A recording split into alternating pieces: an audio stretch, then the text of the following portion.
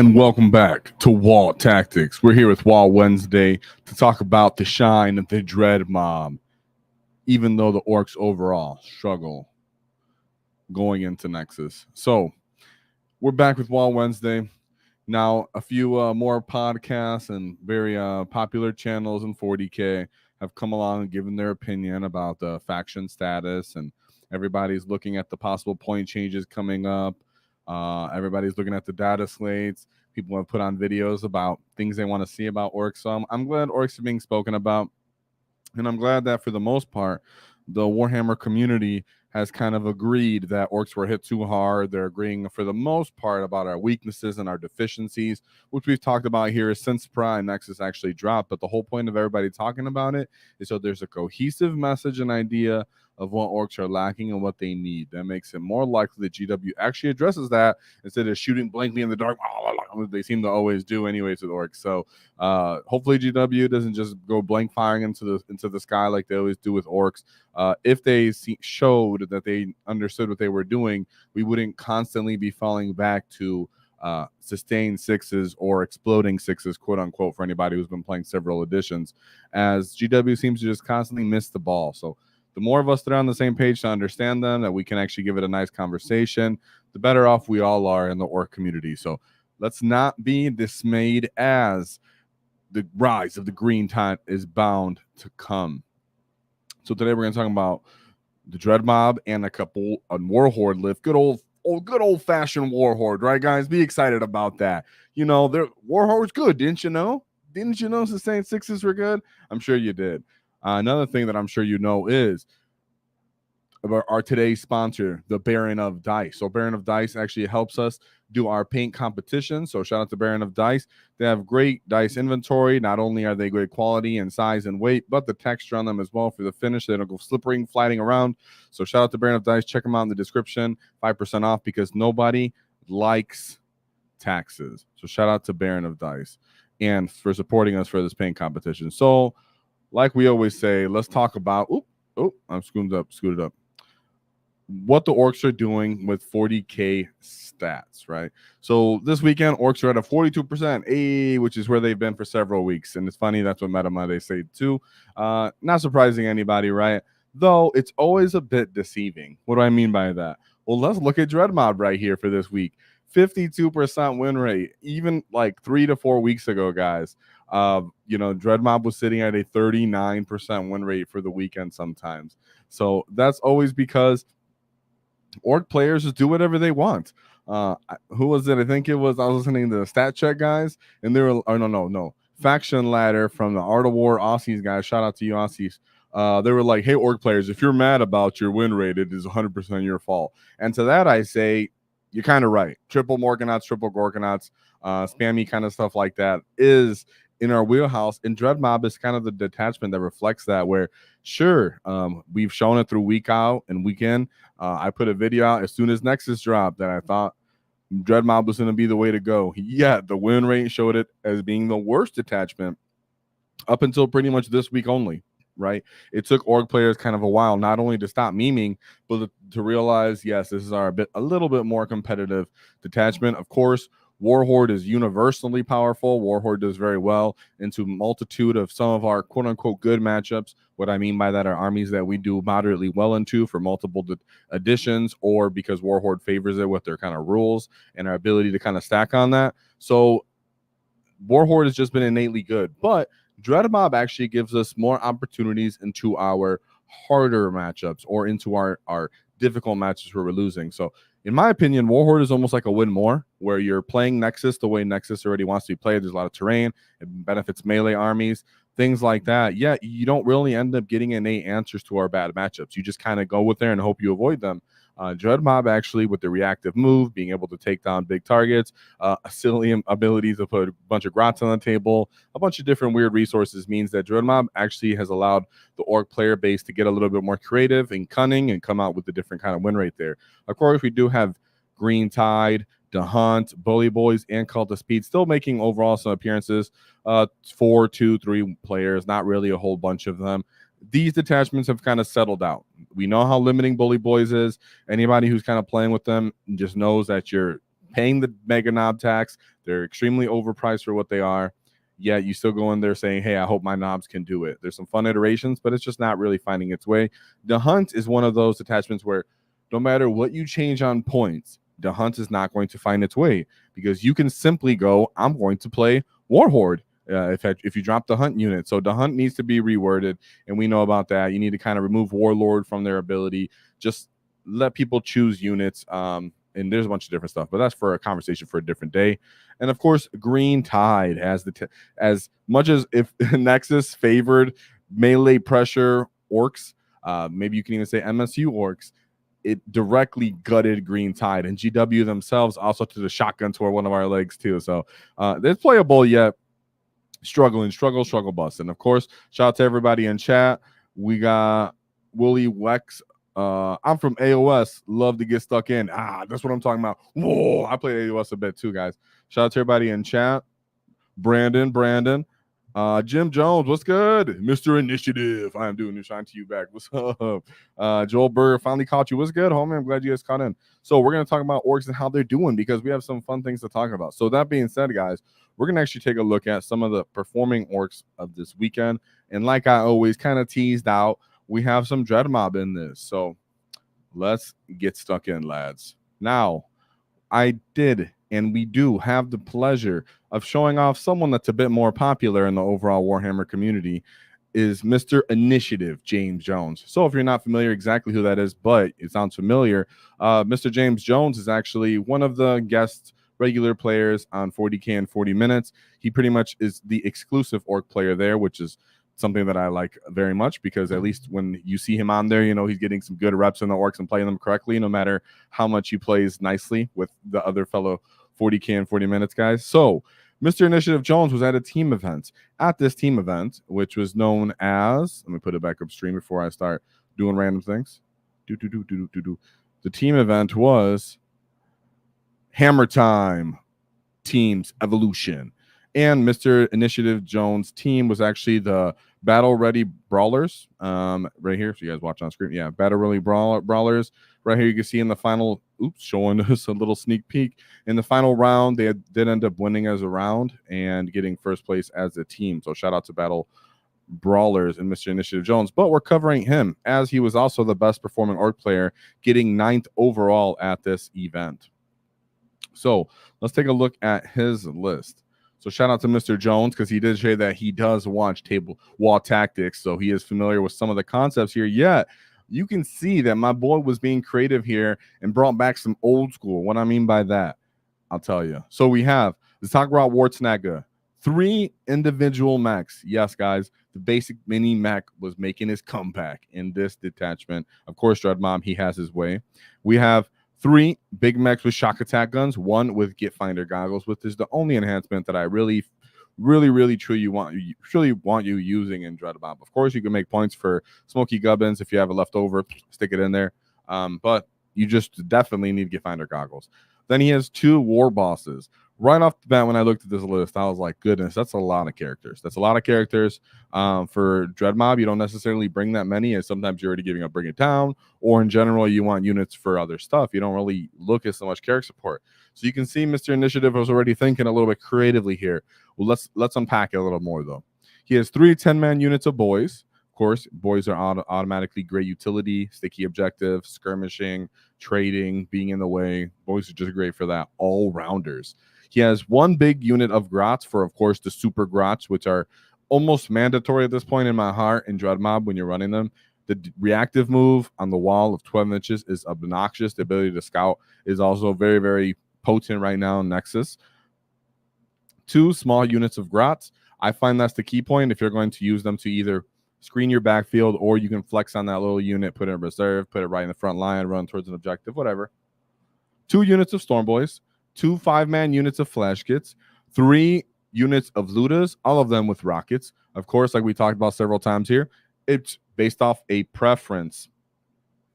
If you have rockets, you are most undoubtedly looking at, I have to shoot Terminators, I get blast, I get flat 3 damage. If you're looking at custom Mega Blasters, you might be thinking, I need the flat 3 shots and the D6 damage potentially for vehicles. So Those are the two general school of thoughts on what they prefer. But Mr. Jones said all rockets for this. And then we have 2 units of 5 knobs with power claws, followed by 5 individual trucks. Right away, once I kind of took a second, well, not right away. As soon as I finished the list and I looked at it, I go, okay. Of course, he did tell me stuff, but I did go, okay, we know about the 5 trucks / 6 trucks. That's been good since Index. What is he doing with these 3 mechs? So when I spoke to Mr. Initiative Jones, which he did actually give me a couple notes, shout out to him for being in our Discord. If you want to talk to him, he's in our list review channel right now. He let me know, well, I'm looking to use the mechs to simply give the Lootas a shooting platform buff, right? And I'm using 5 trucks for the mobility and a little bit of a skew because he's playing teams event, right? A bunch of transports. Why does this look familiar? Let's take the clock back to Index Hammer. When we were running around at Index Hammer and people were running around with Captain Badruck and the Flash Kits, Badruck and the Dirty Boys, even Mr. Brad Chester, shout out to Brad Chester, was running what you would call the Flash Kits with the mech combo, where you can just run around the battlefield, the mech will jump out, stab the truck, and make the truck start shooting on a better ballistic skill. Mr. Jones said, well, I'm going to use it as a double fold. One, my mech will either stab the truck and give it a nice, reliable shooting output, yet I don't have to disembark my soft-bodied Lootas, or the Lootas will take advantage of my maneuverability, and I will actually take them out of their safe location. I will move the truck, disembark, and then get my shooting potential off. When the enemy decides to respond to me, then I will simply be in a position to overwatch them because the truck allowed me to take the initiative. That's why he's called Mr. Initiative. Now, that takes you right back to Index because he also complements that with SWAT teams. So then he brings SWAT teams, which is war boss with the knobs, followed by 2 5-man units of Flash Kits. So 3 of these trucks are loaded up with Lootas mechs. The other 2 are loaded up with SWAT teams. Boom, very effective.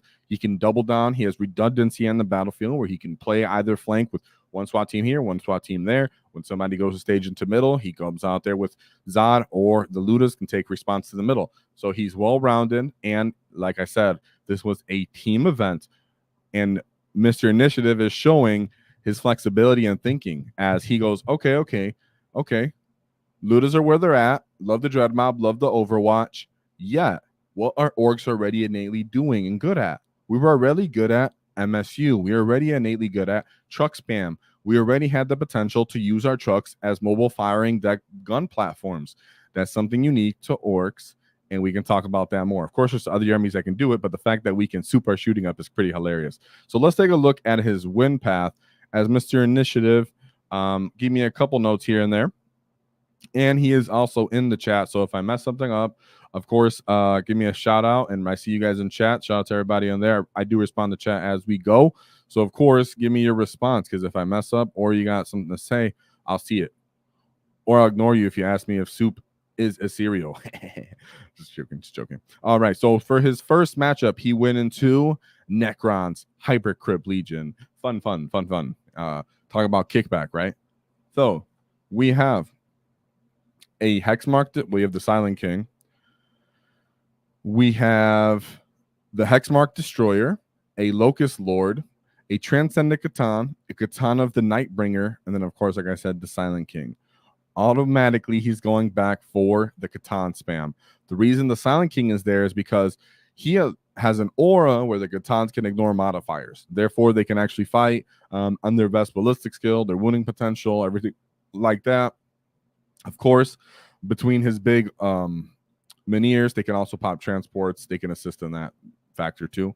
We have 2 units of Death Marks, followed by 1 3-man unit of heavy Locust Destroyers, Tomb Doomsday Arc, and a Triac Stalker. So he's very much looking forward to bully you with the Catans, stand pretty much behind terrain while he can, and then slowly move into, Hypercrypt into position with the Silent King or his Necrons, as he can put the pressure on you.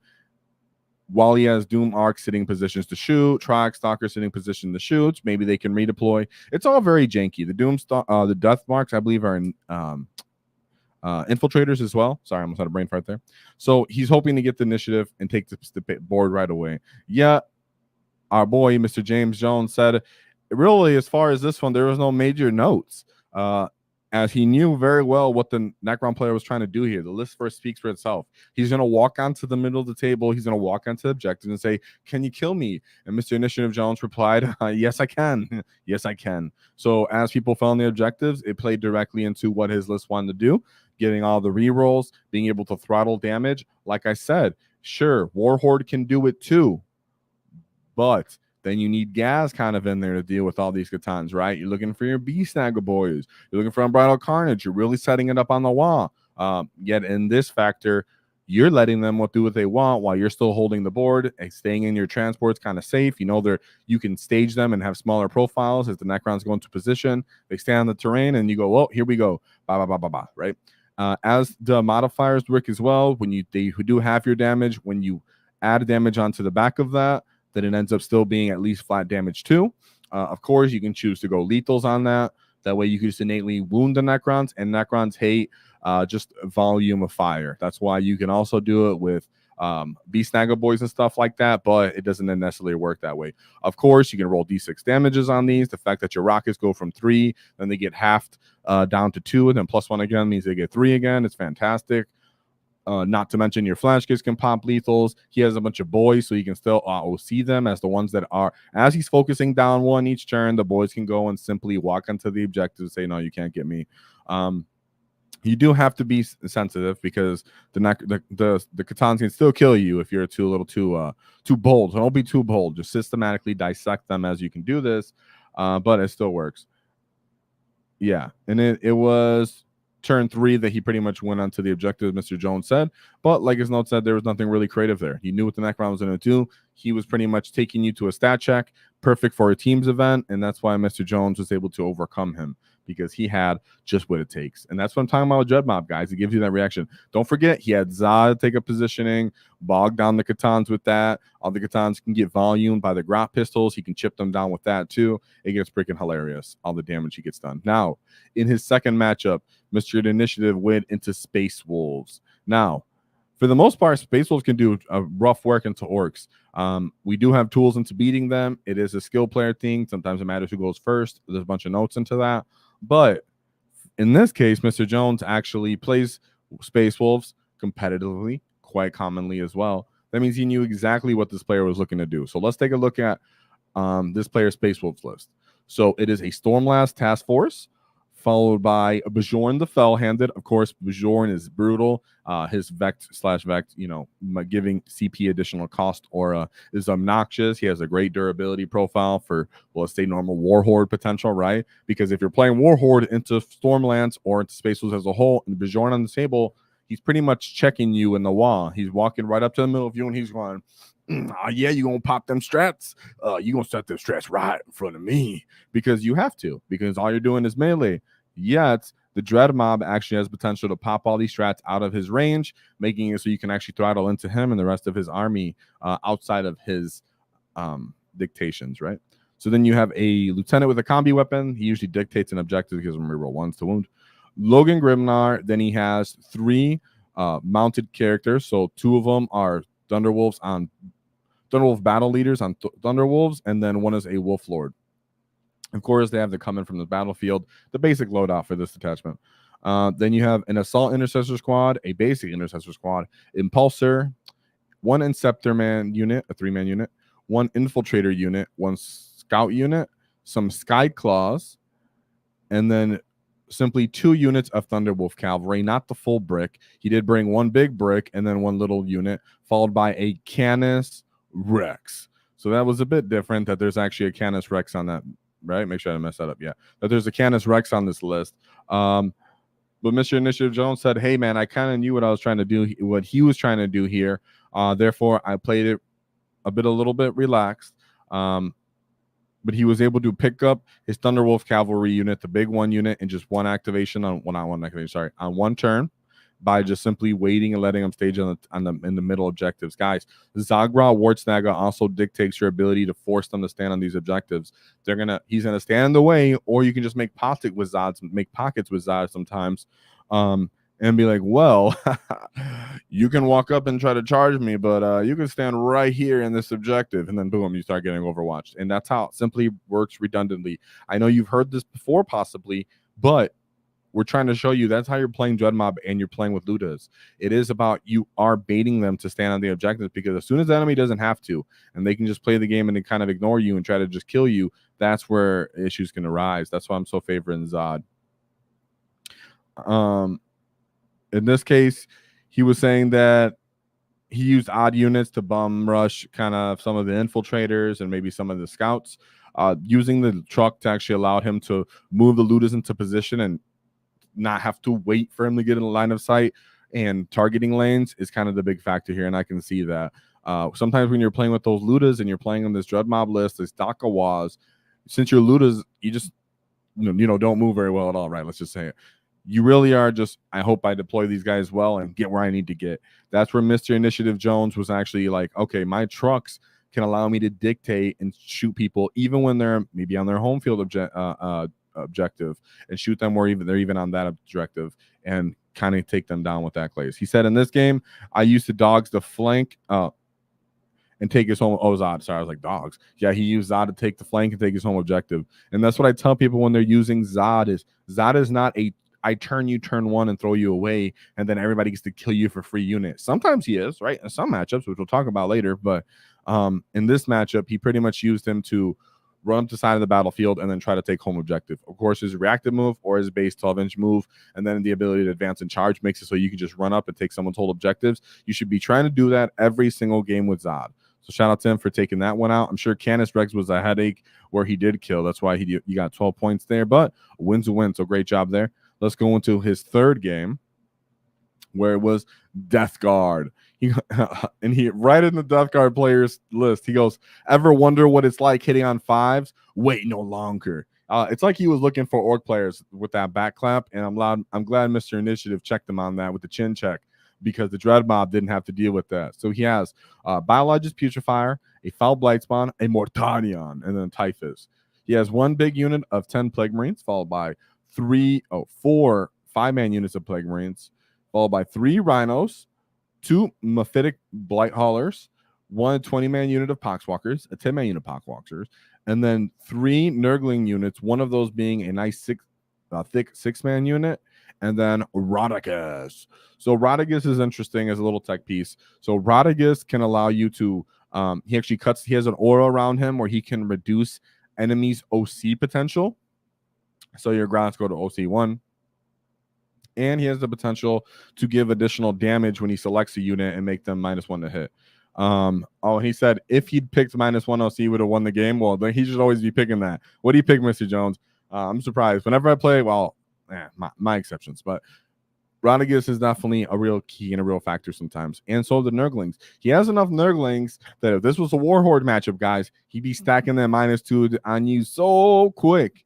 And he even wrote that in his title. So he was looking for that. Yet, like I say, my boys, when we started this, we're picking and we're teching into Dread Mob because it gives us the answers into armies that would technically beat us or have great advantages into us. Of course, War Horde already allows us to beat things that we can beat. Dread Mob allows us to beat things that we normally can't beat, yet still have the tools to beat those guys. He said, he picked -1 to hit. Rodigus picked -1 to hit, yet he was really in his auras. Yeah, because you're trying to shoot Dread Mob. You're trying to shoot with Dread Mob for the most part besides your Nob unit. So I really love to see that. But Rodigus does have the reduced OC by 1. And of course, this guy was definitely going to pick -1 weapon skill, ballistic skill, and then use the Nurglings on top of that. So Mr. Initiative in this matchup said it was a really tough game and that he was actually losing for the most part until late turn. You know why that doesn't surprise me, chap? Because Poxwalkers and the amounts of transports he had. So the Mephitic Blight Callers are your early game.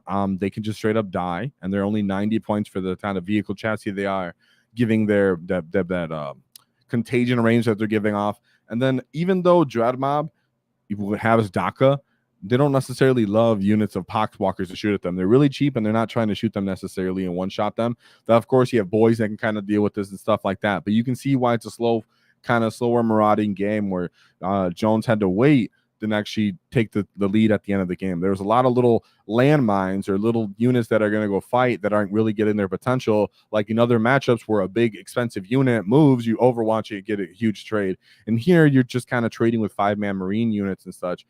Besides really Mortarion, which you're trying to kill him, yet Mortarion can actually survive some Dread Mob shooting. So doesn't have Armor of Contempt, thank goodness, but he can survive for the most part. He said it was really about at the end, he went a 25-point swing. But he felt like he was really fatigued after this game, as it was such a durable, a tough matchup for him. And that's funny because that's exactly how I felt going into Death Guard too. Whenever you do overcome them, because you're like, ooh, if I get close, I want to get close. Ooh, if this happens, this can happen. Oh, then they can reduce damage in combat, and oh man, they're annoying. And they do a bunch of damage when you're close to them in the mid table. So very nice for him to overcome then. Now he goes into his 4th game. Oh, sorry. Before I go move on from the last thing about a Death Guard list, he said he picked off Eroticus in the middle of the table on turn 2, and then Morty took his place. And yeah, in my anecdotal experience as well, I do get to see these thick boys like Eroticus a little more often than others, and Dread Mob very much can do it. Now, one unit doesn't necessarily do it, but the fact that one, you can just really make line of sights to him pretty easily because he's a big thick boy. But 2, once he goes to move, then you overwatch him. That's enough to clean him up anyways. He doesn't have great armor saves. The great unclean ones and the Eroticus have just base like 4-up saves, so they can actually be pulled down pretty reliably, and they don't reduce damage to shooting. So of course they have great invulns, but just volume by attrition, baby, just like Orks handle any other big problems. So going into his 4th game, he had to deal with the Leagues of Voltan. Now, Leagues of Voltan have actually been giving us big old headaches in Alaprai Nexus. A little bit in they've been doing it in the beginning of the edition as well, while we were in Index Hammer. Near the end of our Index Hammer, the Leagues of Voltan were giving us a hard time as well. Yeah, here we are. And Leagues of Voltan is making their rise as a very annoying gatekeeper. And Mr. Initiative Jones, in his notes, said he was really concerned of this matchup. But once he realized how the opponent had deployed, it released some of the tension. So let's take a look at the opponent's list. We have 2 Iron Here champions and a Call, followed by 2 units of Hurricane Warriors, 1 unit of Chthonian Berserkers, followed by 3 10-man units of Mini Marine Terminators, followed by 3 3-man units of Pioneers, and 1 big old Hecaton Land Fortress. I feel like there's something missing here. No. I'm surprised there's no like Jaegers on this list. Am I missing them? No, I don't see any Jaegers. Okay.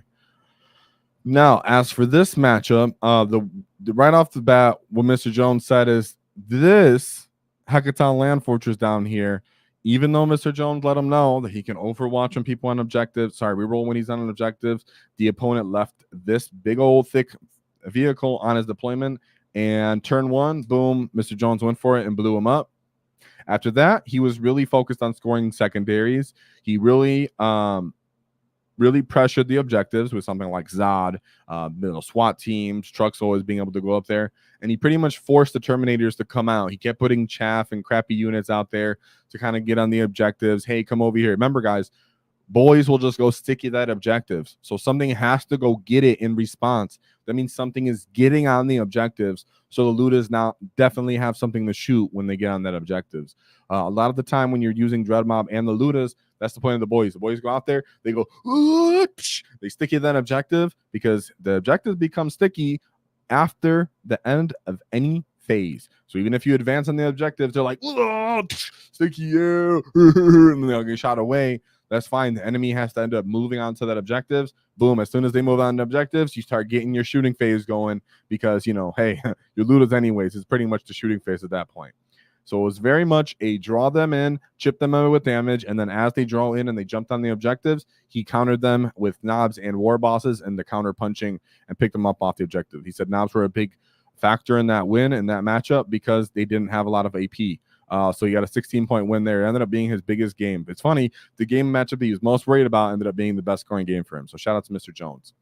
And last, but certainly not least, he went into the Tyranids. Now, This was his one and only loss. He did do 4-1, and he finally lost the final matchup. Yeah, in his notes, he said that he actually asked for this game. He really wanted to test the list. Yeah, he just realized he didn't kill the bugs or could not kill the bugs fast enough. Now, let's take a look at this Tyranid list. He went into Synaptic Nexus detachment, followed by a Hive Tyrant, a Neuro Tyrant, 1 unit of Gargoyles, 2 unit of Hormagaunts, a Biovore, 2 Exocrines, 3 Lictors, 2 Maleceptors, a Pyrovore, a Trigon, a Tyrannophax with the Rupture Cannon, and then another Tyrannophax with another Rupture Cannon. Right here, guys, I want to pull out the Maleceptor. Now, if you guys don't know, let's say you just watch some stats and you hear about, different armies and whatever it may be, you guys have constantly been hearing that Tyranids suck. And you know what? Tyranids do suck, or for the most part, really did suck into the vast majority of the meta. Yet, Tyranids have, for the most part, done very well into Orks, besides when Bully Boys were around. And it's because units like this. The Maleceptor is pretty much the biggest component of this. So the Maleceptor not only has a 6-inch aura of -1 to hit, but you subtract 1 from the hit roll. But if the enemy is below half strength, they also subtract 1 from the wound roll when they're in range of him. He is T11 with a 3-up armor save, a 4-up invuln, 14 wounds. He has range weapons that are blast at only 18-inch range, but it's C6 plus 3, strength 10, -2, flat 3 damage.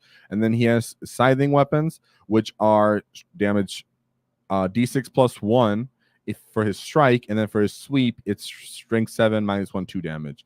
And usually you'd be like, that's not a big deal. The thing is, it's only 170 points, pretty cheap for that, but that there's a bunch of other monsters that end up being on this list. And in Nexus, even Tyranid monsters that typically don't have invulns end up popping invulns, which typically for Orks, we're like, whatever, we can't really get over it. Well, when you have shock attack guns, you can usually actually pull these guys' invulns up, or just blast through their armor. In this case, they can actually pop that.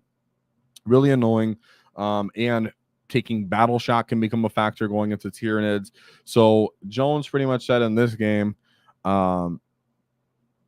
he said that he was just trying to figure them out. He pretty much said, I wasn't feeling it anymore. Game 5, which I can actually feel that, guys. Sometimes you're just tired, and you're just like, man, I really want this to go. He was feeling a little tired, a little hungover.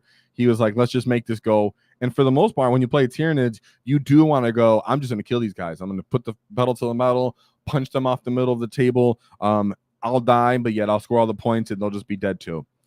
In this case, as he went to take the initiative, as he's called Mr. Initiative, he disembarked from a truck, took a nasty overwatch, ended up losing that Lootas unit right away. And from there, he ended up not having enough resources to kill things he wanted to kill, and just ended up losing that game.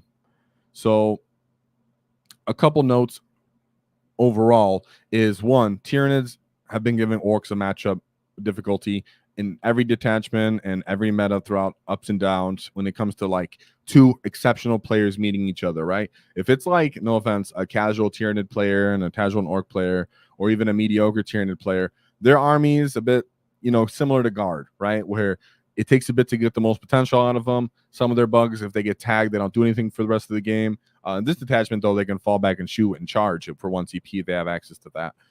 But there's ways that Tyranids can end up sucking and doing pretty bad. So if you play them with War Horde, you play a bunch of Beast Snagga boys and some squigs, sometimes you just run them over. Yet when you play an exceptional Tyranid player who knows how to use the gargoyles for their double movement so they can screen you right away, when they know how to force you to take battle shock so they can wound you better, when they know how to get all the extra creens to actually get line of sight and stack the shooting potential into you, it makes a big difference. Overwatch from their flamethrower type weapons is a big factor too. Ignoring cover with something like this Pyrovore when he runs in. All of these things play factors for a Tyranids that actually get you. So when you play them at the top, at the end of a tournament or at the top table, you're getting the most usually out of these Tyranids. And in that case, they have great tools into us because they have really cheap chaff that can screen us and that is actually pretty fast, and things like Gargoyle and Hormagaunts. They also have cheap monsters that actually require us to really throttle our damage into them, and we can actually bounce sometimes. In this detachment, they don't have feel no pains, but in other ones they do. So don't feel bad if you're having a struggle with Tyranids. It's just kind of an indicator of what Orks are struggling for. Yet, I still very much think that Dread Mob does have a lot of the answers for that, and that's another reason why I play Dread Mob. Of course, because if they have something like, I believe the Swarm Lord, or is it the Hive Tyrant? I'm having a brain fart right now, but I think it's a Swarm Lord, where they can make you take additional CP cost if you're playing War Horde into them and have issues there. So all in all, Mr. Jones did say that he thinks this was a little bit more of a team list because it was a bit skewed. Yet, to be fair, you can see where a lot of these similarities are with the single Dread Mob list that are doing well too. So I think it's fine in singles. He said he hasn't really thought about what he would change about this list, yet that he's looking to take it to another RTT. So one more look at Mr. Initiative Jones' Dread Mob list. He has Zagra, Ward, Snagga, 3 individual basic mechs. 3 Big Max with shock attack guns. 1 of those has Get Finder goggles. 2 basic war bosses. 3 10-man units of boys. 3 grot units. 1 of those being a max mega grot unit for the super runs. 2 storm boys, followed by 2 5-man units of flash kits. 3 max unit of Lootas. Every spanner has a rocket. 2 units of knobs with power claws for those sweet SWAT teams right alongside the flash kits. 5 trucks. The Lootas embarked inside of 3 of these trucks. The mech was able to allow them to move around the battlefield, give them a little tag to actually shoot better, or give the Lootas the ability to take the initiative. So that is all for Mr. James Jones and his initiative mob with the Dread Mob. So shout out to you, Mr. James Jones, in the chat. And like he said, he knows Jordan, very top level tiered player. Of course, that's always a factor too, right, guys? That's why we do this and we look at context of how things go, because that's the only way you really get to see the true win path of a player. Now, let's take a look at the second Ork list. We have another Dread Mob with Mr. Mark Kurana. How did I mess up your list? Your name up, homie. Sorry if I did. Now, with this Dread Mob list, we have 2 Big Macs with shock attack guns. 1 with Get Finder goggles, 1 basic mech with smoky gubbins. Yes, the smoky gubbins on the basic mech. 1 war boss, 1 Zagra, Ward, Snagga, and of course, the one and only Ghaz, followed by the battle line, which he had a 20-man unit of boys, 2 22-man unit of Gretchen, and 1 11-man unit of Gretchen. So interestingly enough, he did bring another unit of super grunts not super runs, another unit of big old runt unit to go alongside his super runs. I like that he didn't end up going for like multiple of these. It was just pretty interesting that he's like, I'll do another one. I'll do another one instead of 10-man units, right? Then he has a 10-man unit of flash kits, followed by 2 5-man units of flash kits, 2 Lootas, with the spanners having custom mega blasters, 2 mega knobs with twin kill saws, 2 units of 3 mech guns with smasher guns, followed by 2 units of storm boys. Now, with this list,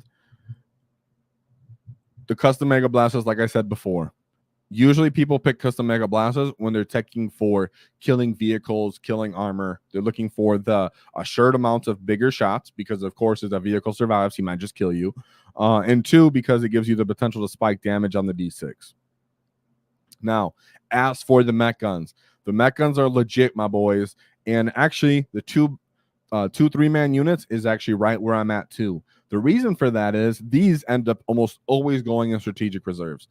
Of course, you can also take the 10-man unit flash kits and put that in reserves too.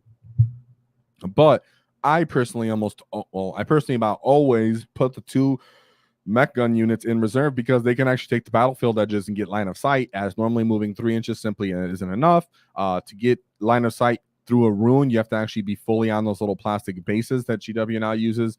Therefore, it's a bit harder. A lot of the time, strategic reserves where it's at. That's why I don't pay for the 3rd unit. The Smasher Gun is my preferred profile.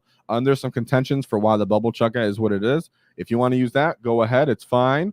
But Smasher Guns are where it's at. The flat, sweet damage 3, strength 9 really helps with the elite meta. And right now, the meta is looking like it's, elite infantry, Terminators, Custos, sometimes tough Orks, just sometimes tough Space Marines. But Dread Mob being able to give you big shelter, bigger gets, and re-rolling hits means that these mech guns can now go, well, I'm going to choose sustain or lethal. I'm going to re-roll the hit roll, and then I'm going to have straight damage 4, and I'm going to be wounding all the vehicles on, we'll say, 4.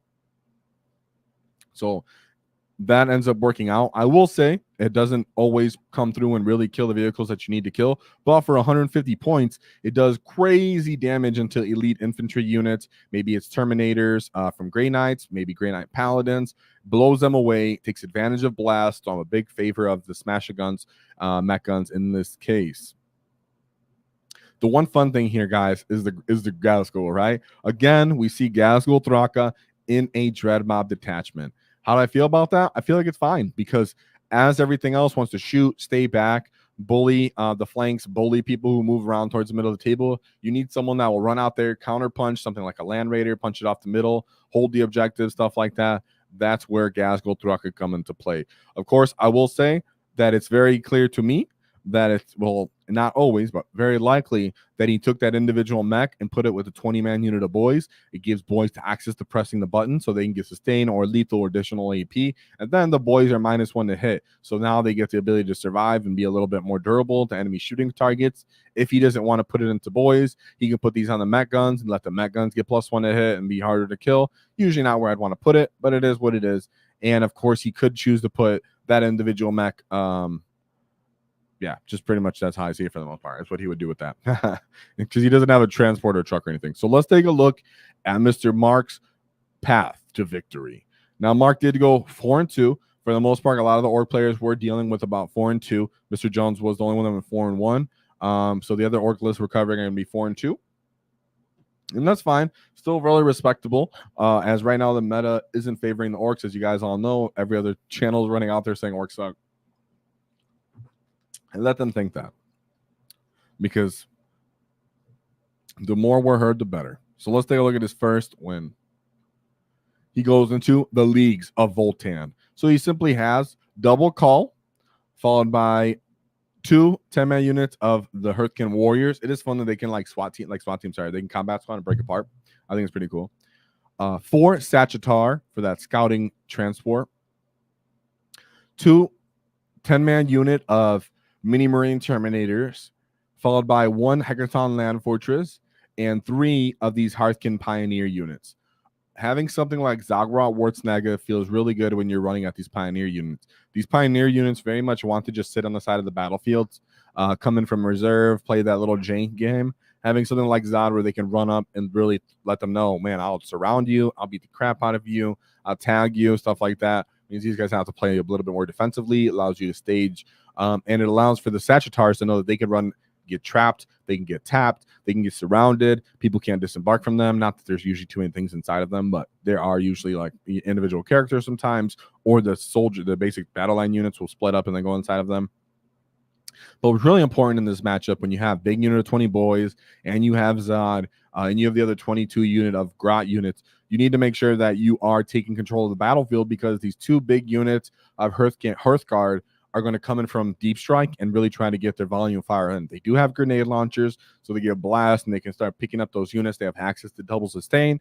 They can get +1 hit, +1 to wound when they start putting the grudges on you. So you do have to worry about that. Yet in this matchup, our boy put up a straight 100-point win there. And a lot of that is because having the potential to actually pop these Sagittars and allow them to, when they scout and decide to go on an objectives, you just say, oh, sure, I didn't drop you. I'm going to put Zod safely behind this building. I'm going to wait until turn 2, and I'm going to wall, and I'm going to swarm the battlefield. I'm going to start tagging all your transports. I'm going to run and reactive move when you get close to me with those Pioneers, and then I'm going to run onto your home objective and charge whatever's on there. It gets really ugly for them as long as you play the movement game with them and you start taking board control. And that's really what I'm feeling what happened here.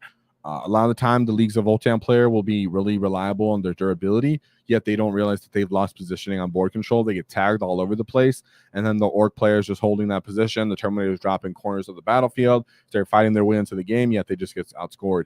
And like we said before, if you can just bait the Terminators to even walk onto the objective, they can't Armor of Contempt when they're moving onto the objective.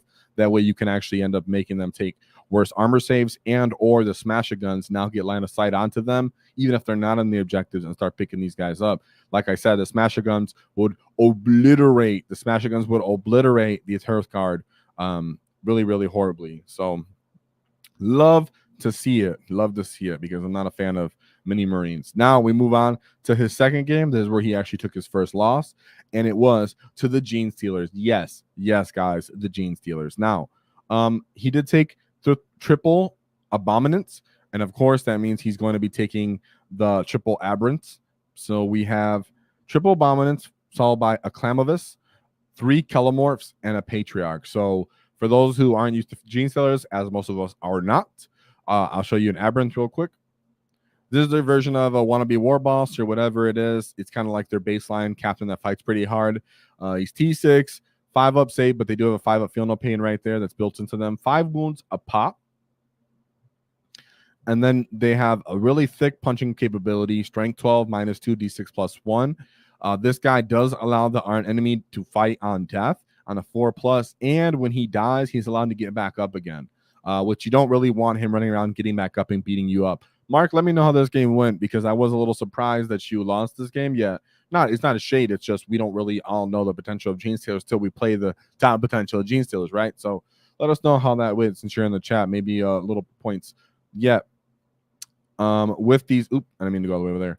With these other characters, we have a Kelomorph. The Kelomorph allows them to pretty much shoot as their regular ballistic skill as an overwatch when enemies get within 12 inches, I believe, of them. So if you get within about 12 inches of the Kelomorph can end up shooting you. That's kind of like a free overwatch for this army.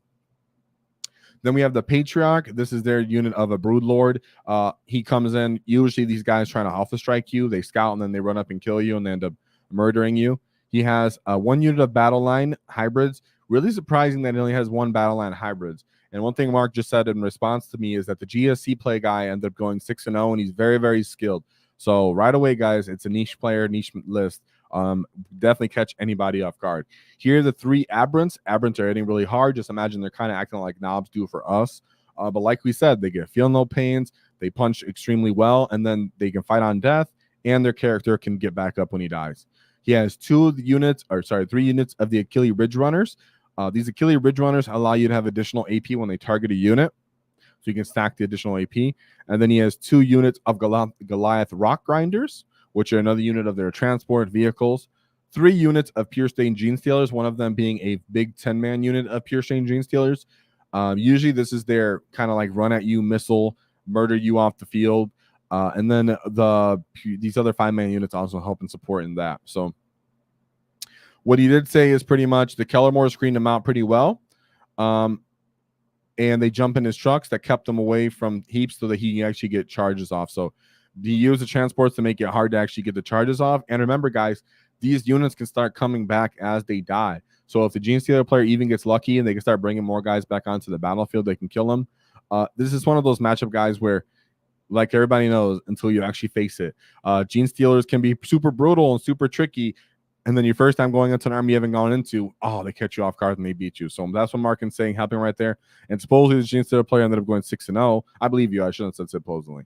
He lost 1 game, I guess, right here. But he did end up going 5-1, which is still pretty amazing for Gene Stealers, considering that they were like considered a meme non detachment, right?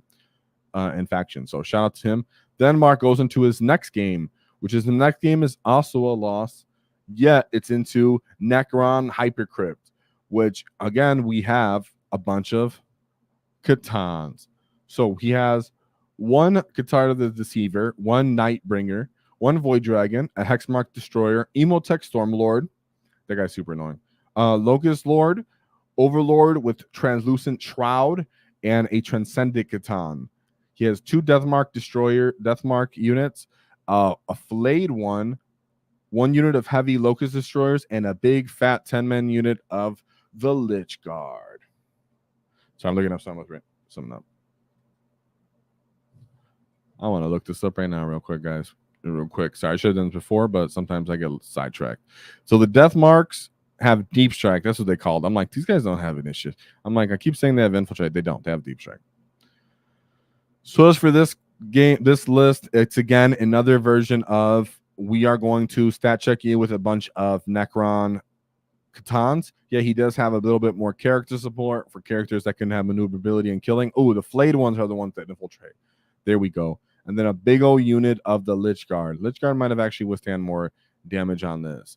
So, like I said before, Mark is pretty much saying right here that he ran into a stat check in this matchup with his Orc list, which sometimes can catch some people by surprise if we're looking at the tools here. But guys, dice can go either way.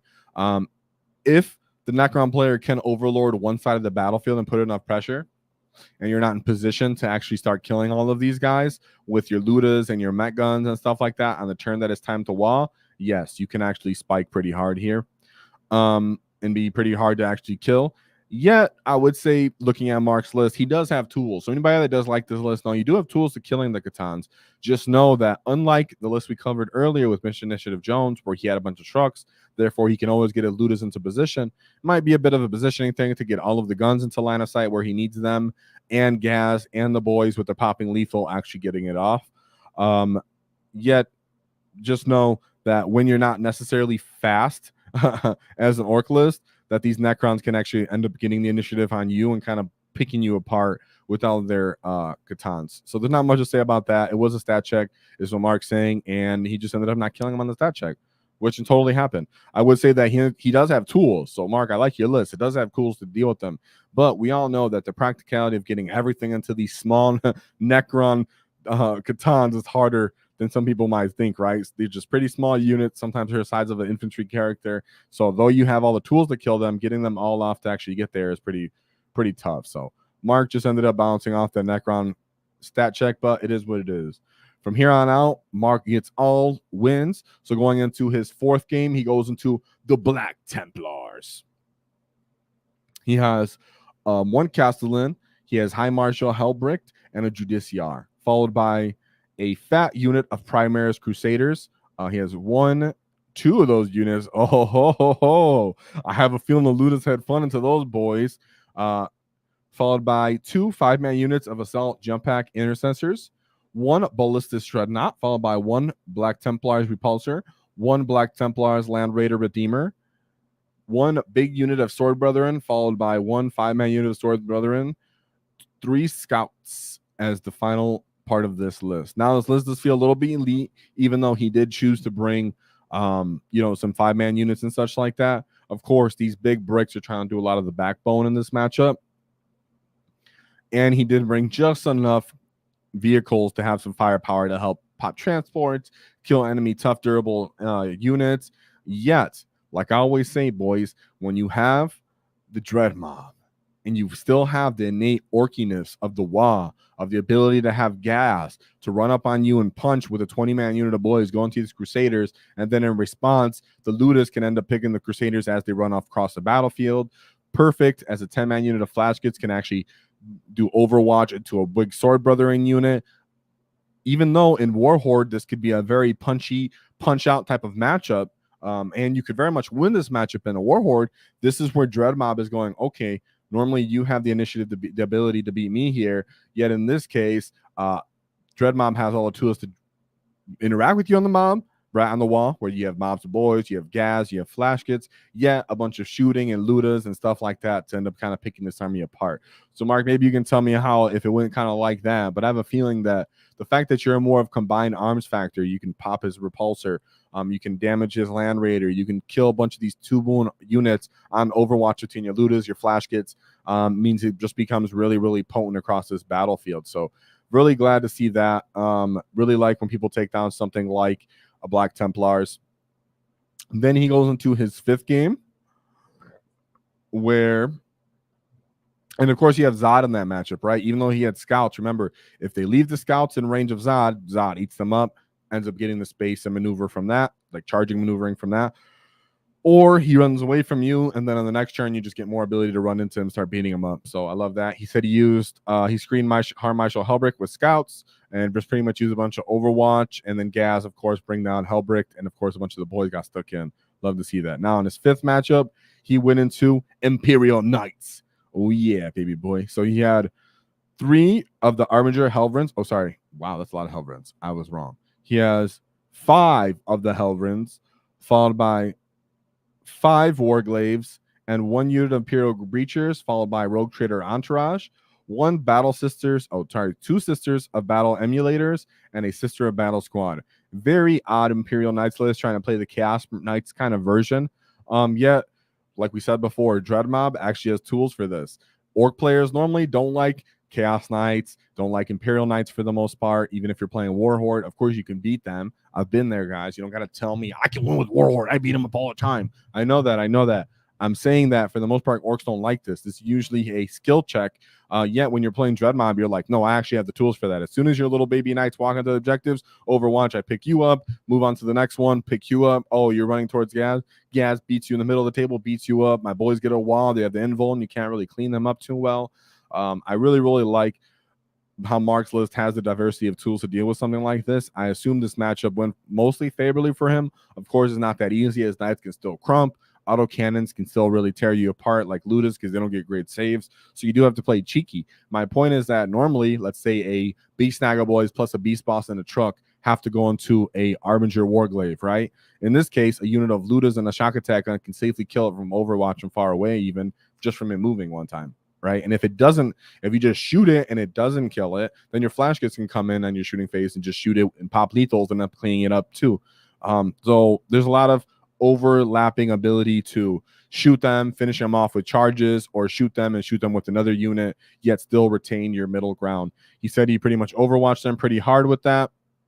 And of course, yes, a Zod unit can go off. Like I said before, guys, your Zod unit can just run up, shoot a bunch of pistols, wounding on 5s, then run up and punch, wounding on 5s with the Grots, but Zod himself will be wounding on 4s. And then in this case, because Ghaz is there, and like I always say, you should be saving Zod for turn 2, but specifically for the WAAAGH turn, maybe it's turn 3, whatever, but you're saving it for the WAAAGH turn. In this case, because Ghaz is on the list, Ghaz is giving Zod lethals now. So all these Grots are getting lethal, Zod's getting lethal. Now you're able to pull down Helvrins, which is what he said, our Warglaive with Zod as well. So again, Zod shining, and in tandem with Ghazghul and the punching way above his weight class. So that was his 5th game. And as for his final matchup, he went into the Elves. And of course, nobody likes them Elves. And Elves also hate when you overwatch. So let's take a look at this list. He has a Farseer, followed by a Farseer Skyrunner, Lilac Night Spear, the Visarch, and then the Yavrin. So it's funny, the Eldar players are starting to go back to like Yanari, I think is what it's called, right? Yeah. 1 Guardian, followed by a Ranger unit, a Shroud Runner, a trope of Harley Quinns, 2 units of Warwalkers, and then, of course, a bunch of allies. These are Dark Eldar allies. 2 units of Beastmasters, 1 Lilac Hethbrats, followed by 2 units of Mandrakes, 3 Scourges, and a unit of Witches for Lilith. I actually like these allies. Of course, Scourges can pop Dark Lances, shoot you, and then kind of fire and fade away. Mandrakes for their infiltration. And then the Beastmasters, these guys move really fast. They have a bunch of different ablative wounds, meaning they have different wound profiles for each of these individual units, right? So for like this Razor Wing Flock, these are like 3 wound T3, or maybe actually, excuse me, they're all T4, which is actually more annoying. T4 type of little feathers. Then they have the Clawed Fiend, that's 4 wounds. They have the Beastmaster, who's like 4 wounds as well. And then they have some 2 wound guys. It's weird, so they have weird ablative wounds. But the thing is, they move 12 inches, they scout 9 inches. So these guys innately become a really annoying in your face kind of unit that can charge you turn 1, move block you turn 1, and then the Warwalkers in this case. So Mark, if you're there, let me know what's going on here. So this list has just a bunch of MSU bull poopy stuff, right? I've actually played it to these Beastmasters. They're a bit more hard to kill than you really want them to be because they're T4. Oh,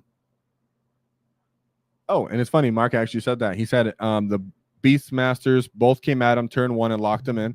He stayed in control, stayed composed, and he slowly picked stuff off, and he used his Grots with the reactive move at the screen.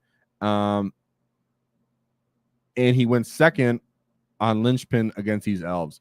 One thing I would say, guys, if you know someone's going to move and maybe let's say charge your Grots or your super Grots, sometimes you might want a reactive move just so that you don't get stuck in your deployment zone. Of course, I do say that you could choose commandos, and commandos can help counter this because people will regularly do this with Nurglings or Beastmaster, whatever it may be. Let's say you don't have those, okay? Because I know somebody's out there like, that's why I bring Mandos. I get it. I'm with you. But if you are going to about to get collapsed on, and you have this big unit of Zod unit that you know is acting as your screen for this, you might want to reactive move just the flat 6 inches and move closer into the enemy unit before it charges you. That way you create that 5 or 6 inch gap behind you, so the rest of your units can still move their way up the battlefield and not get fully stuck in the deployment zone, especially if you're came 4 corners. You do need to take your time. That's why I'm such in favor of something like flash kits for units like these Beastmasters, where flash kits go, okay, you're really close to me, I'm going to shoot you. You're in my favorite target, so I get additional shot on you. They're all 2 damage, so your blade of wounds don't matter as much anymore. And I am going to charge you as well with strength 5. So having flash kits will help you clear with those stupid Beastmasters very well. As for the rest of this army, you do just need to overwatch them and end up killing them very, very well. And like you said, the reactive move from the Ghaz, you even start killing them, right? So even the reactive move from these units that are moving towards you, you're killing some of their screening models on the react move. And for everything else on this list, your orc profiles go great into them. Even as your units get a little diminished, you're picking them up. So I'm very in favor in that. Ghaz is just running free into this matchup too, right? He can get killed, of course, if he's too exposed. But what I mean running free by that is as soon as someone goes to focus on him, whether it's with the Warwalkers to shoot Bright Lances him, the Scourges are going to be like, I'm going to shoot you and only you, Ghaz, when you expose yourselves. But the Yavrin, the Visark, all these characters need to be worried about Ghaz running into the middle of the table, knowing that if they get close, he's going to get charged, but everything else is going to get amplified by his killing potential with lethals, including Zod and the Super Grots, which is freaking hilarious, and the flash kits and everything like that. So this was a slow-played game, like Mark said, that he did play it smooth, but ended up killing them over time and really taking over the attrition, getting a 95-point win there. I think Eldar, once you just play smooth and you don't care about their nonsense, you just kill them every opportunity you get. They kind of run out of resources, and they can't charge you, right? They can't combine arms into you as an orc player, because as soon as they shoot you and they don't kill you, they're like, man, I guess I'm gonna charge you. They're just dead, because if they don't kill you in the fight, then you're just gonna kill them back with whatever leftover models you got. So that's very detrimental to the Eldar player. And Mark ended up pulling that win. So let's take a look at Mark's list one more time. He has 2 Big Macs with shock attack guns. One of those is with the Get Finder goggles, 1 basic mech with smoky gubbins, a war boss, Zagra, Snagga, and Ghaz Trukk, 1 20-man unit of boys, followed by 2 22-man units of Grots. One of those is close goes with Zod. 1 10-man units of Grots. 11-man unit of Grots. A fat 10-man unit of flash kits, followed by 2 5-man units of flash kits. 2 units of Lootas, both with custom Mega Blasters on their spanners.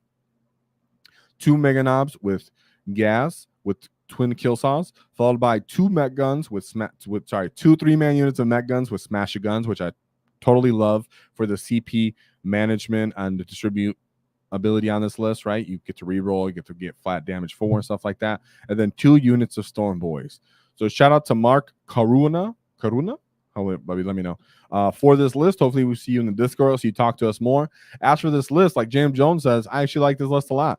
It's not something that I would typically have thought that I would want to use, because the basic mech isn't normally my cup of tea, though a lot of people all the time bring it up in the chat. Can I put them with boys? Do I want to put them with mech guns? Giving boys and smoky gummins for the durability increase is worth it. I love that you brought Ghaz and the boy mob for that mid-table presence, and you let everybody else play the sides of the battlefield. You know your mech guns are going to come in from the sides. That way they can shoot the side battlefield objectives, or they can focus on the middle. Of course, your flash kits can kind of play the support game, and then your Lootas are just looking to overwatch people that are on the far objectives or on even their enemy home objectives. So really love to see this. Zagra is a must-take in Dread Mob. His reactive move, his scouting potential is never to be scoffed at. He constantly keeps making his points value, constantly keeps making his reappearance on these lists, and it's very much worth it. It's very much valid. And it's very much not a coincidence that Zodrock keeps making appearance on all these Dread Mob lists. So shout out to Mark and the Dread Mob for the war. So boys, now we're going to move into the final Orky list that we're going to be covering today. Now, of course, even though I said that I'm tired of War Horde, and I keep joking a little bit like War Horde's really good. If you don't know what I mean by that, let's say you don't watch all the videos, or because, you know, I rant a lot, you miss it, you don't know if I'm joking. But me personally, I always get a little scoff at people who are constantly like, Orc players, be happy, Dread Mob is good, you could just play War Horde. They have innate good rules. We know that. the vast majority of the Ork community and Ork players know Dread Mob is an excellent baseline detachment with excellent rules, excellent stratagems, really complements Orks for the most part. Yet, that's not our point here when we talk about being tired of or not wanting to play Dread Mob. The point is that it's the same Ork rules and detachment abilities since necessarily 8th edition for the most part. You're still getting sustain essentially and the ability to throttle and crit fives and all this stuff. These very similar, samey here. And just for the most part, Ork players don't really want to see that anymore. And if it is, they want to see different units being used on this. With that being said, our player here, Edward Valeria, ended up bringing some different Warhorde units, and he ended up bringing back some of our old classics. So I wanted to show Eduardo's list off as it had a bit of a flavor, a little bit of pizzazz to it, and brought back some of our old classics. Will I say that every Ork player can now run this in Warhorde and be like, yes, I was justified in my Snagga boys? No, but you can definitely have a great time with this sort of list, and I'm glad that he took it out to an event, went 4-2, and ended up having a great time. So let's take a look at his list. We have 1 Beast Boss on foot with Cunning but Brutal, 1 Beast Boss on Squigglesword with Ed WAAAGH Kill Chopper, 1 Big Mac in Mega Armor with Super Cyborg Body. He has a custom force field and a custom Mega Blaster and a Power Claw. 1 Boss Snickera, 1 Mazrog Scrag Bag. Yes, Mazrog Scrag Bag making his comeback. We all know his old rules are way better.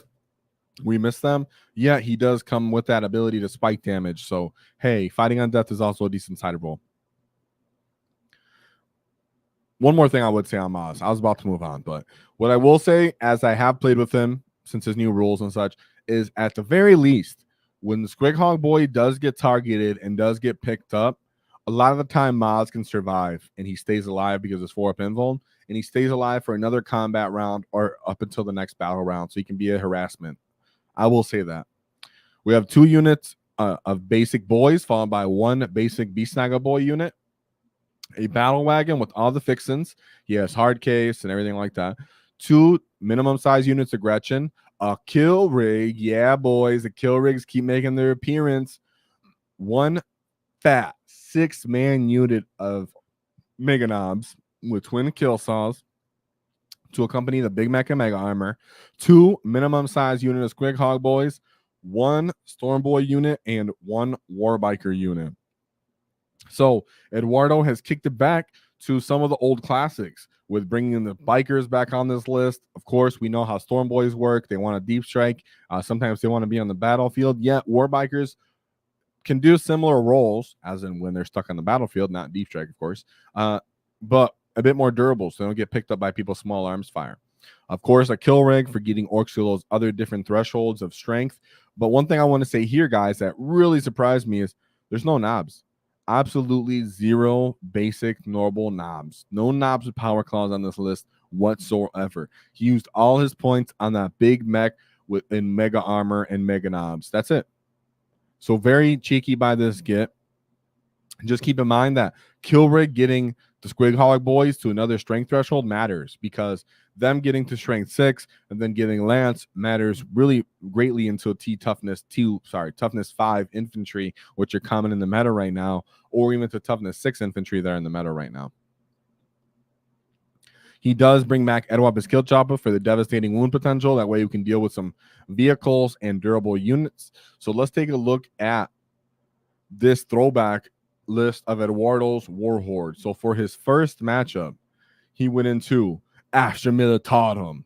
Yes, guys, the old dreaded Guard. So Guard is one of those matchups where at first you'll hear throughout the meta, Guard suck, or Guard's doing so bad, or Guard needs points and debuffs and everything like that. Yet when it comes down to an actual capable Guard player, it can be a maddening nightmare for an Ork player.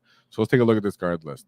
We have Gaunt's Ghost, Lord Sol Leontis, a platoon command squad, a regimental engineer, and a tank commander, followed by 2 Death Corps Krieg squads, 1 basic infantry squad, 2 Chimeras, 2 units of 6 Bulgrin. Of course, these guys have the reduced damage capability.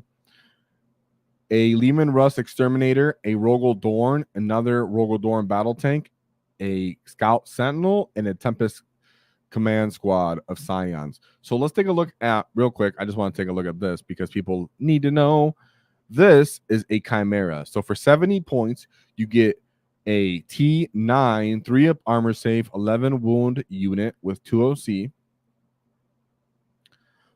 This unit does get, of course, some heavy bolters and get flamers, and then of course it can embark the Astra Militarum units. It can take Bulgrin, but it takes 3 spots for the Bulgrin, so it's not really ideal. For 5 more points than our basic org trucks, you get more wounds, a better armor save, and a better toughness. The difference is they only get firing deck 2. Of course, we all know we love our nice fat firing deck 12. And they don't get the melee profiles, I guess, right? Or the healing potential of this unit. But that's pretty good, point cost, guys. 70 points for that Chimera. Pretty awesome. And like someone just said, Tiger Mouse, it's a parking garage where you can just start sticking these transports right in someone's face. This can really hold an org player back, especially a Warhorde list where you're looking to just straight come forward. And like I would say, a part of me has a feeling that my boy might have just got lucky here on some of these saves because a Lehman Russ Exterminator, Rogel Dorn, stuff like that, they're looking at those Mega Knobs, even with the Big Mech with Custom Force Field, and they're like, I'll blow you away. Of course, you can use the Big Mech and Custom Force Field kind of as bait sometimes, where you expose just a little bit of the unit, and then when they shoot it, you just pull the casualty, and then the enemy units can't see it anymore. You do have to be cheeky to set that up, yet you very much can. All in all, I will say though that this was a 50-point win. That means he only scored 50 points on this matchup. So it was a very close game. As for the most part, that's how a lot of these matchups go into guard. Where if you don't end up just straight up losing them, it's a very close game and a very hard game because they have so many good tools with lethal and killing and cheap units to hold you back and kill you. So shout out to Wardle to being able to overcome that with Warhorde. Next, we have his second game, which he did end up losing. And in this game, he went into the Blood Angels. And it's funny because the Blood Angel player called this the casual. One more thing, sorry about that guard list, is that, of course, he does have Squighog boys and stuff to kill the transports and kill the tanks. So that probably did make him a little bit more respectful. But, Squighog boys don't do great into 2-up armor saves. So it's really more into like 3-up armor save units you're killing, right? And they're only 3-man units, so bomb squids can go off, stuff like that. But for this Blood Angel list, we have the Sons of Sanguinius. These guys take the Blood Angels to different strength thresholds to wound us very well. That's really freaking annoying. Of course, their book's going to come out, so some things are going to change. I'm not going to say too long on this. We'll just go over it real quick. We have a Captain with Jump Pack, a Chaplain with Jump Pack, Chief Librarian, Mephiston, Lamardes, a Sanguinary Piece with a Jump Pack, 1 Assault Intercessor Squad, 3 5-man units of Jump Pack Intercessors. Cool. 2 5-man units of Death Company Mirrors with Jump Packs, followed by a fat 10-man unit of Death Company Mirror Jump Packs. 3 Eradicators, 5-man units of Infiltrators, 2 Scouts, and then a Vanguard Veteran Squad with Jump Packs and Storm Shields. Of course, in this, guys, they have Jump Packs. They can get Feel No Pains from the Sanguinary Priest. These guys can get Lance. They can punch you very well. They can, have the ability to trade with you with these cheap Jump Pack units that could do mortals, but actually end up getting strength 6 on their chain swords, so they can clean up Orc infantry really well too. And they'll just punch through something like a Big Mac with Custom Force Field type of unit, really chew them up. Orcs hate when you can take the initiative on them, yet Blood Angels pretty much be doing that to all Orc detachments. So unless you have a bunch of screening units, great Overwatch, and they don't roll their Feel No Pains, you're going to have a hard time with the Blood Angels. We'll see what happens with them when point changes happens or their book. I never know what happens.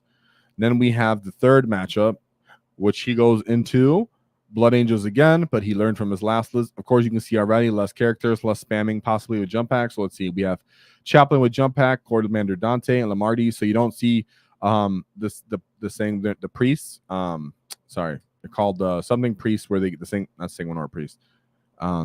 Sanguinary Priest, maybe, whatever, where they get their 5-up Feel No Pain. He has a chain sword. I read his name right now for no reason. 3 5-man units of Jetpacks again. 2 units of Ball Predators. These guys have really good flamers. They can advance and shoot their flamers as well. Strength 6 -2 damage.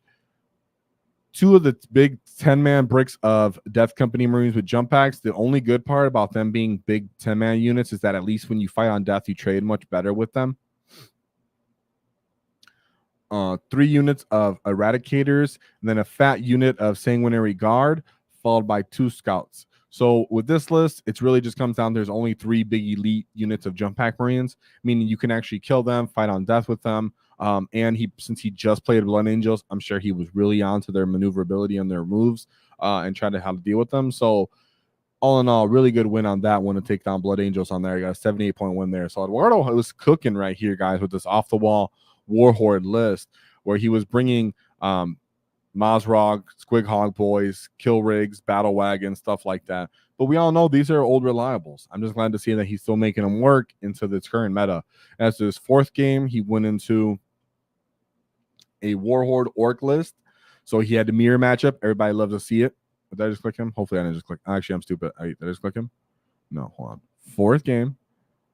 I should have messed that up. 4th game. 4th game.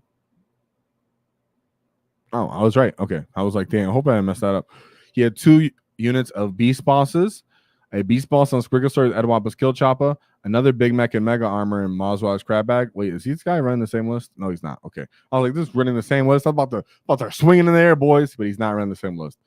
He had 2 units of Beast Snagga Boys, 1 unit of Boys, basic Boys, 3 Trucks, a Battle Wagon, a 3-man unit of Death Coptus, Gretchen, a 5-man unit of Mega Knobs, 1 individual mech gun as a Bubble Checker, 2 3-man units of Squighog Boys, and a Storm Boys unit. So he's funny how similar list they are. I wonder what's going on here. Let me know. Was this Spain? Was this Spain? Sorry, I should look where this list. Yeah, it was.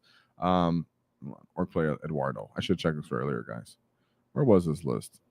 Oh, it was in Mexico. Mexico. Shout out to mi gente latino. Shout out to Mexico. I guess they still like the Squighog Boys out there in Mexico. So in the mirror matchup, he ended up getting a 93-point win. I could see that Eduardo's list was a bit more refined than his. Similar tools, but a little bit better there. And Eduardo already shown that playing into the Blood Angels, if you can overcome them, he did his screens right. His placement, his staging, his throttling, his wall declaration was good. So he ended up getting a 93-point win there into the mirror matchup of Orks. Then into his 5th game, he went into Death Guard. We have 2 Biologist Purifiers, a Fall Blight Spawn, 2 of those Fall Blight Spawns, followed by 3 big fat units of Plague Marines, and then 3 more 5-man units of Plague Marines, followed by 3 Rhinos for those fat units of Plague Marines, 3 Bloated Drones, 2 Crawlers, and then a Nurgling, followed by a Poxwalker unit. So it comes down to, did he use these Nurglings correctly to stack the -2 to hit on them? If he did, he could really put a kick into the Ork player. But in this case, he ended up getting a 100-point win. Eduardo did. So in that case, it was very much about him just either running into those transports and killing them very well, not letting the Death Guard actually get the initiative on him somehow. B, the Death Guard came out, put all of the damage into the Big Mac, didn't end up killing him, and the Squigs responded by picking his Plague Marines up, because the Plague Marines are still Plague Marines at the end of the day.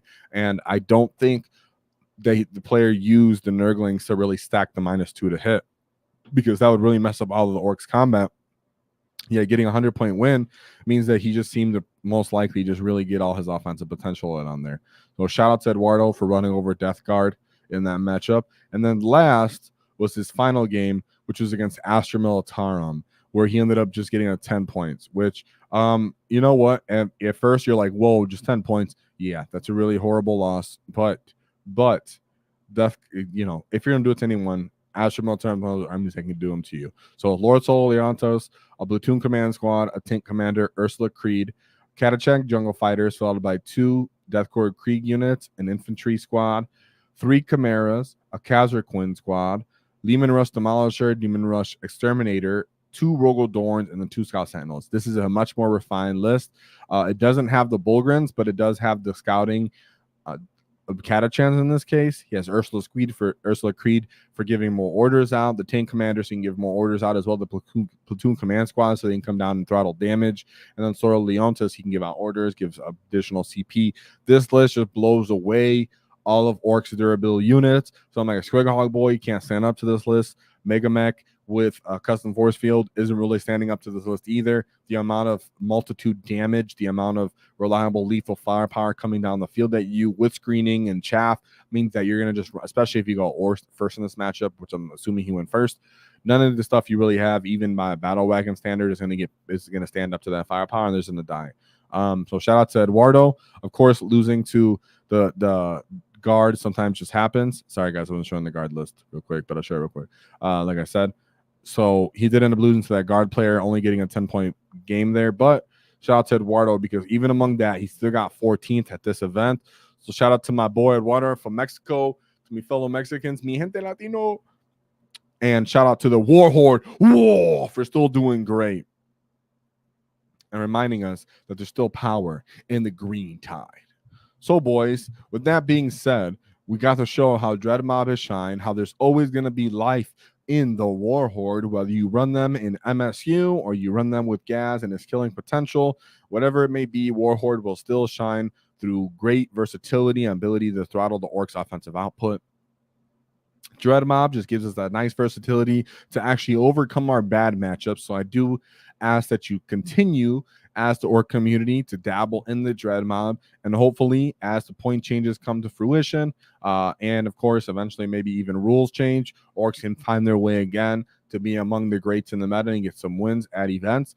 But don't be down on the Great WAAAGH. Orcs are still very fun, and this just gives all you guys chances to hobby up different units, play with whatever you want. Of course, anybody that helped contribute to that 39% win rate in Dread Mob that used to exist, continue to keep doing that. You know, keep continuing to show that Def Dreads and Killicans are overpriced. Yeah.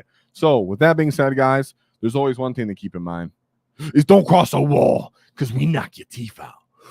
Whoa.